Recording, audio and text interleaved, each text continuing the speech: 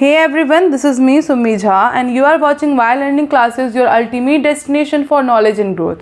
Guys, आज के video में हम करने वाले हैं एक पोएम जो कि जॉन किट्स की है, जिसका नाम है ode to a nightingale. So ode का मतलब समझेंगे और नाइटिंगेल का मतलब समझेंगे, बट उससे पहले अगर आप मेरे चैनल पे फर्स्ट टाइम आए हैं तो मेरे चैनल को सब्सक्राइब कर लीजिए। वीडियो अच्छी लगी तो वीडियो को लाइक करना है, साथ में कमेंट करके अपना फीडबैक ज़रूर से शेयर करना है। तो चलिए वीडियो को शुरू करते हैं। सबसे पहले ये जॉन किट्स की जो है वो बहुत ही फेमस पोएम है और थोड़ी सी लॉन्ग है। इसका जो 8 स्टेंजाज हैं, इसमें 8 स्टेंजा में जो पोएम है ये डिवाइड है। सो अगर वीडियो ज़्यादा बड़ी ना होए तब तो हम पूरा 8 स्टेंजा हम इसी में कवर कर लेंगे, बट अगर ऐसा लगेगा कि वीडियो बड़ी हो रही है तो हम जो कंफ्यूज ना हो करके 4 स्टेंजा में इसका जो पार्ट्स है उसको डिवाइड कर लेंगे। 4th स्टेंजा हम इस वीडियो में समझेंगे और 4th स्टेंजा जो है हम अलग वीडियो में समझेंगे। तो सबसे पहले हम ओड का मतलब समझते हैं। ओड का मतलब होता है कि किसी भी पोएम में आप पर्टिकुलर किसी भी एनिमल का या किसी भी बर्ड का, अगर आप स्पेसिफिक किसी भी चीज़ की जब आप तारीफ़ करते हैं या उसके बारे में ही पूरी पोएम लिखते हैं तो हम उसको ओड बोलते हैं, ठीक है। और ये जो ओड है वो किसके ऊपर है? नाइटिंगेल के ऊपर, मतलब बुलबुल के ऊपर, या ना एक बर्ड के ऊपर है। सबसे पहले हम जॉन किट्स के बारे में अगर इंट्रोडक्शन ले तो समझते हैं। जॉन किट्स 31 अक्टूबर 1795 में जो है इनका जन्म हुआ था और 23 फरवरी 1821 में जो है इनकी मृत्यु हुई थी। ये एक इंग्लिश पोएट है of the second generation of romantic poets, यानी कि रोमांटिक पोएट्स की जो एक तरीके की दूसरी जनरेशन है ये। और इन्होंने जो है किसके साथ वर्क किया है? Lord baron and PV Shelley के साथ।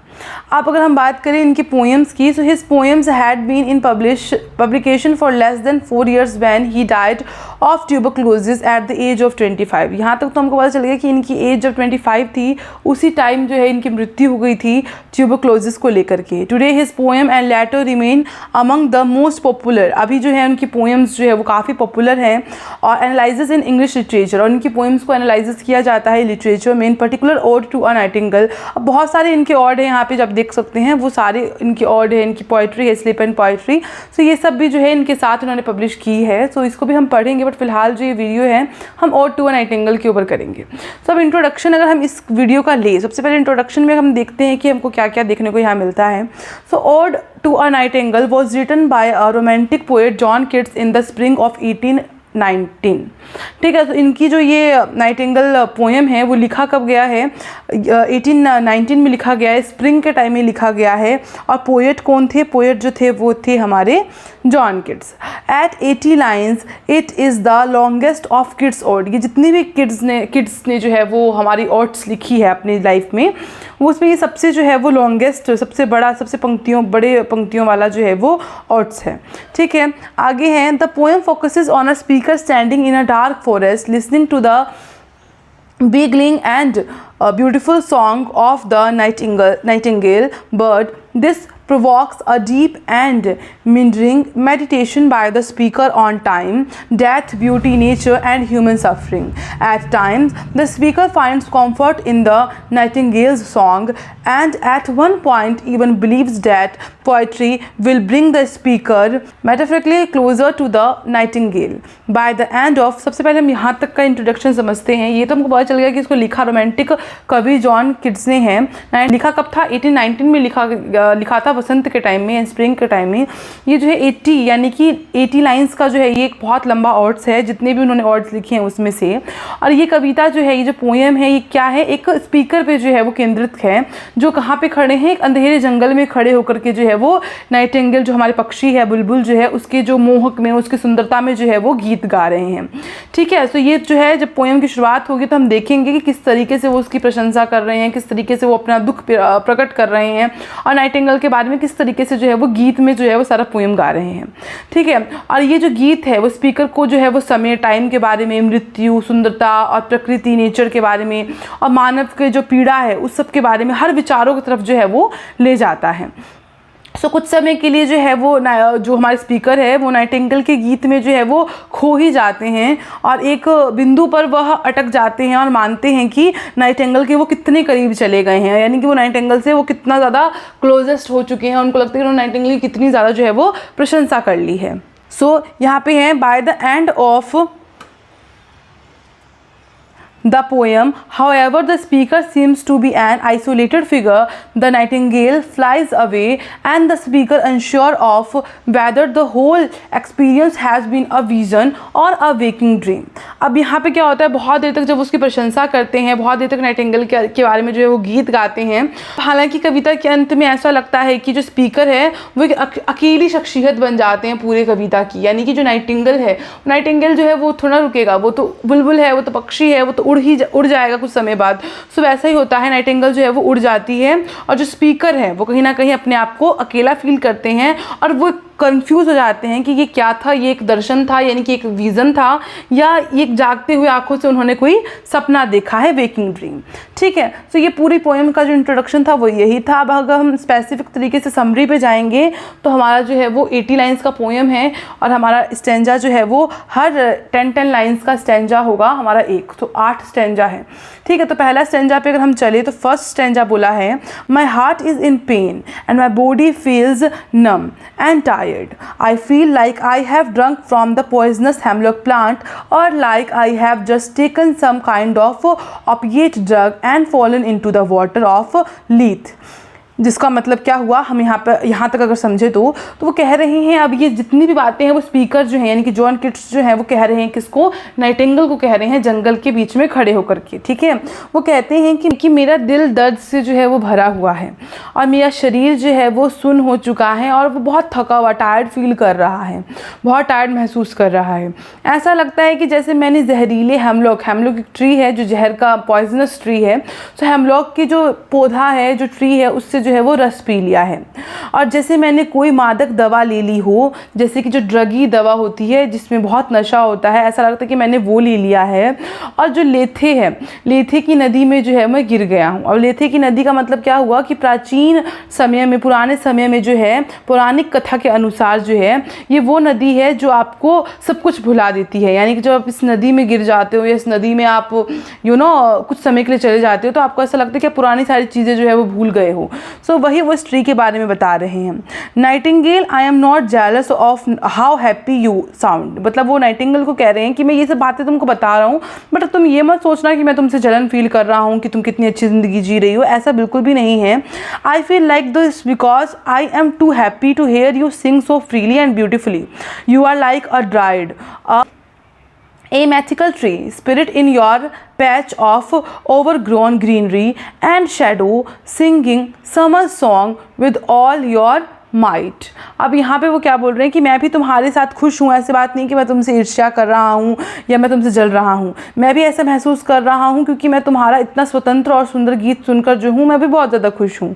और तुम एक ड्राइड की तरह हो, मतलब ड्राइड से वो कंपेयर करते हैं, और एक पुरानिक वृक्ष आत्मा जो होती है वैसी हो तुम, और जो अपनी हरियाली के साथ और अपनी छाए, मतलब जो पेड़ होता है जब वो बहुत घना होता है तो उसमें छाया होती है, तुम अपनी हरियाली के साथ, छायाओं के साथ जो है वो इस घिरे जंगल में हो और गर्मियों का गीत अपने पूरी ताकत के साथ जो है वो तुम गा रही हो, यानी कि तुम बहुत फ्री हो. वो अपने से कंपेयर कर रहे हैं किसको, नाइटिंगेल को. हालांकि वो ये बता रहे हैं कि मैं तुमसे जल नहीं रहा हूँ, बट एक तरीके से जिस तरीके से वो कंपेयर कर रहे हैं उस तरीके से लग रहा है कि वो अपनी ज़िंदगी से दुखी हैं और वो नाइटिंगेल की तारीफ़ कर रहे हैं कि तुम्हारे पास ये है, वो है, फलाना. ठीक है, तो इसी के साथ स्टैंजा नंबर 1 कंप्लीट होता है. और स्टैंजा नंबर 2 में है, I wish I had some vintage wine that has been stored for years deep in the belly of the earth, wine that tastes of flowers and the countryside of dancing, flock singing and happy sunshine. अब वो क्या बोल रहे हैं, अब वो बोल रहे हैं कि काश मेरे पास जो है वो कुछ पुरानी वाइन होती, यानी कि वो यहाँ पे शराब की बात कर रहे हैं, वाइन की बात कर रहे हैं कि काश मेरे पास कुछ पुरानी वाइन होती जिसे वर्षों से धरती के गहरे गर्भ में जो है वो मतलब वो बहुत पुराना वाइन होता, ठीक है, जो बहुत वर्षों से जो है वो धरती में स्टोर रहता. ठीक है, और ऐसा वाइन जिसमें क्या क्या हो, जिसमें फूलों और ग्रामीण जीवन हो, नृत्य हो, लोकगीत गायन हो, खुशहाल धूप का स्वाद हो, यानी कि उस वाइन को जब मैं पीऊँ तो मेरे अंदर ये स्वाद आए, ये टेस्ट आए, मैं ये चीज़ों को फील कर सकूँ. ठीक है,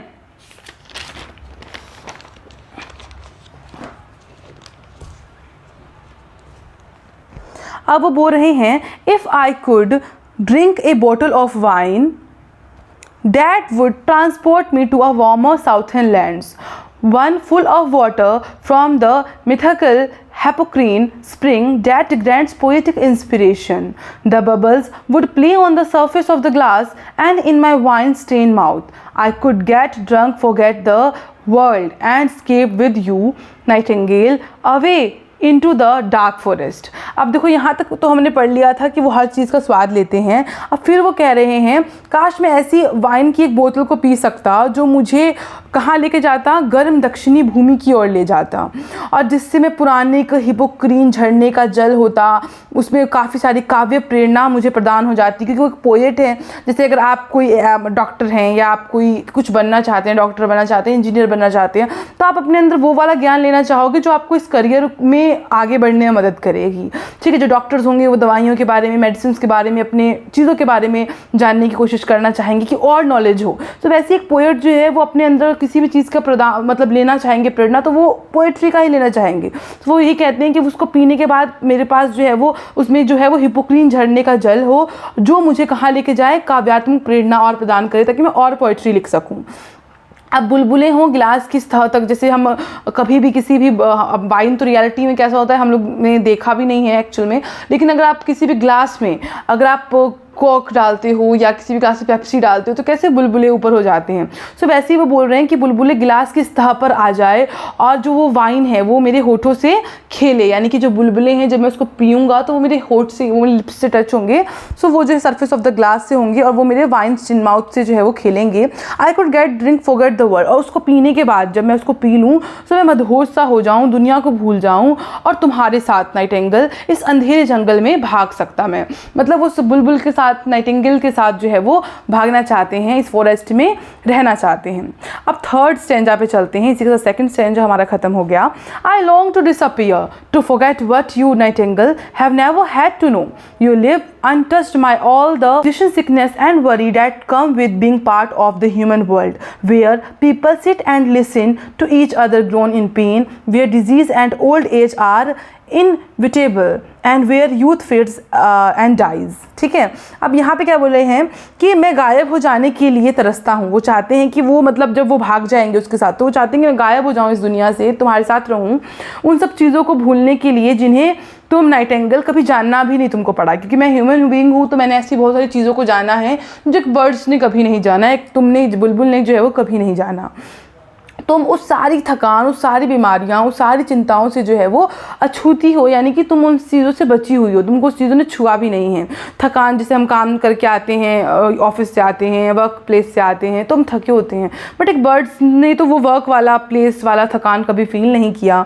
या बीमारी, हमको बुखार हुआ, डिजीज़ हुआ है ना, कोई भी तरह की बीमारी हुई तो वो हम डॉक्टर के पास जाते हैं, इलाज कराते हैं, ट्रीटमेंट कराते हैं, तो वो सब चीज़ें कभी भी नाइटिंगेल को फील नहीं करनी पड़ी। या घर कैसे चलेगा, हाँ उनकी भी चिंताएँ होती होंगी बर्ड्स लाइफ में भी, लेकिन एक ह्यूमन बीइंग और उनकी चिंताओं में जो है वो डिफरेंस होता है। सो ह्यूमन को हमेशा अपना ही चीज़ें जो है वो लगती है ज़्यादा परेशानी वाली, तो वही कह रहे हैं कि तुम इन सब चीज़ों से जो है वो दूर हो। ठीक है, मानव जीवन का जो हिस्सा है ये चीज़ें, ये सब चीज़ों से तुम बहुत दूर हो, और जहाँ लोग एक दूसरे की कराहों को सुनते हैं, जहाँ बीमारी भी आती है, बुढ़ापा भी आता है, और जो हमारा जीवन है, जवानी है, वो भी कहीं ना कहीं मुरझा जाती है। ठीक है, for human being even just, और एक दिन जो है देखो मुरझा जाती है, age are inevitable and where youth fades and die, और जो हमारी जवानी है वो फेड्स हो जाती है और हम जो है वो मरने की अवस्था में भी, अंत में जो है हम मर भी जाते हैं। For human being even just to think is to feel suffering, heavy, sadness and pain in the human world, beauty never last and neither love does love. अब यहाँ पे क्या बोला गया है कि इंसानों के लिए केवल सोचने मात्र से ही पीड़ा, गहरी उदासी और दर्द महसूस होता है, क्योंकि जब वो सोचता है तो उसके लाइफ में इतनी सारी चीज़ें होती हैं। ठीक है, सो मानव दुनिया में सुंदरता कभी टिकती ही नहीं है और ना ही मानव दुनिया में कभी भी प्रेम टिकता है। यानी कि उसका कहना है कि मानव दुनिया बहुत ज़्यादा टिपिकल है, मानव दुनिया में हम लास्ट तक कभी सुंदरता भी नहीं देख सकते, क्योंकि हम अभी जवान हैं, लेकिन कुछ समय बाद हमारी ये जवानी भी ढल जाएगी, हम बुढ़ापे में चले जाएंगे, और बुढ़ापा भी स्थायी नहीं है, हम मर भी जाएंगे, और हमारी ज़िंदगी में ये ब्यूटी ही नहीं है, नेचर की भी ब्यूटी कुछ नहीं है, सब चीज़ समय के साथ मुरझा जाती है, और ना ही मानव जीवन में प्रेम है। ठीक है, तो इसी के साथ हमारा स्टैंजा नंबर 3 कंप्लीट होता है। स्टैंजा नंबर 4 देखते हैं। I will fly far away from the human world and to you. अब वो कहाँ जाना चाहते हैं? मैं इंसानी दुनिया से जो है वो दूर जाना चाहता हूँ, तुम तक उड़ जाऊँगा, जैसे तुम उड़ती हो वैसे तुम्हारे तक उड़ना चाहता हूँ। I don't need to get a ride from Bacchus. ये बाकस जो है एक आगे बताऊंगी, द गॉड ऑफ वाइन, यानी कि जब मैं इसकी हिंदी समझाऊंगी तब मैं आपको बताती हूँ। The god of wine, no I can fly on the wings of poetry instead, even if human consequences might confuse me and slow me down. ठीक है, तो पहले यहाँ से पढ़ लेते हैं कि यहाँ पे क्या, कि वो उसके साथ जो है वो बहुत दूर तक उड़ना चाहते हैं। अब वो बोले, अब बाकस मतलब एक मदिरा का देवता, यानी कि जो वाइन होता है ना, उसमें भी वाइन का जो सबसे अव्वल दर्जे का वाइन यहाँ पे बोला गया है। रियल में होता है कि नहीं आई डोंट नो, बट यहाँ पे जो कंक्लूड किया गया है उसको वाइन का गॉड कहा गया है। ठीक है, तो वाइन का गॉड कहा गया है कि मुझे जो वाइन का गॉड की मदद की ज़रूरत भी नहीं है, क्योंकि अभी वो क्या बोल रहे थे कि काश वाइन में ये चीज़ें होती, तो वो कह रहे हैं कि अगर ये मुझे नहीं भी मिले ना तो भी मुझे मदद की ज़रूरत नहीं है, और नहीं मैं काव्य के पंखों पर भी उड़ सकता हूँ। ठीक है, क्योंकि मेरे पास वो कवि है, सो उनके पास एक काव्य लिखने की क्षमता है, तो मैं उसके भी पंखों से जो है वो उड़ सकता हूँ, चाहे मानव चेतना मुझे भ्रमित कर दे या मेरी गति को धीमा कर दे। क्योंकि मानव चेतना मतलब क्या, जो ह्यूमन बीइंग है वो हमारे उसके जो हम एक्सपीरियंस में या उसकी चीज़ों में जो हम बंधे हुए हैं, सो उन सब चीज़ें चाहे मुझे जितना भी पीछे खींचे, लेकिन मैं जो है काव्य के बेस पे यानी कविता के बेस पे जो है वो उड़ सकता हूँ नाइटिंगेल के साथ। अब यहाँ पे बोला है, Nightingale I am ready with you in my imagination, the night is gentle and the moon, the queen of the sky, is sitting on the throne surrounded by her stars, but it's dark where I am standing with only a small amount of light making its way through the lush but gloomy trees and winding moss covered path।